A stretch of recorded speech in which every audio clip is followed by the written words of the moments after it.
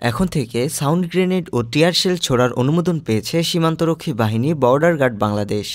২০ জানুয়ারি আইনশৃঙ্খলা সংক্রান্ত উপদেষ্টা পরিষদের বৈঠকে এ সিদ্ধান্ত নেওয়া হয়। স্বরাষ্ট্র উপদেষ্টা লেফটেন্যান্ট জেনারেল জাহাঙ্গীর আলম চৌধুরী এ তথ্য জানান।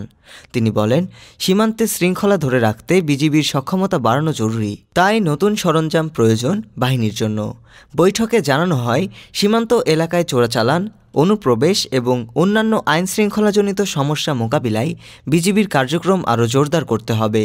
এজন্য সাউন্ড গ্রেনেড ও টিয়ার শেলের মতো সরঞ্জামের প্রয়োজনীয়তা উঠে এসেছে। বিজিবির ব্যবহারের জন্য এ সরঞ্জাম কেনার অনুমোদন দ্রুত কার্যকর করা হবে। স্বরাষ্ট্র উপদেষ্টা বলেন, সীমান্তে সবসময়ই মারণাস্ত্রই দেওয়া ছিল। অনেকে প্রশ্ন করেছেন, বিজিবি কেন সাউন্ড গ্রেনেড মারেনি, কেন কাঁদানে গ্যাস মারেনি, কিন্তু এগুলো তো বিজিবির কাছে নেই। 18 জানুয়ারি সকালে কিরণগঞ্জ সীমান্ত দিয়ে বিএসএফ এবং ভারতীয় সীমান্তবর্তী মানুষ বাংলাদেশের ভেতরে প্রবেশ করলে বিজিবি জওয়ান ও কিরণগঞ্জের স্থানীয়রা প্রতিরোধ গড়ে তোলে। এ সময় ওপার থেকে ছোড়া হাতবোমার বিস্ফোরণে অন্তত 5 বাংলাদেশি কৃষক আহত হন। ডেস্ক রিপোর্ট, আজ বার্তা, ঢাকা।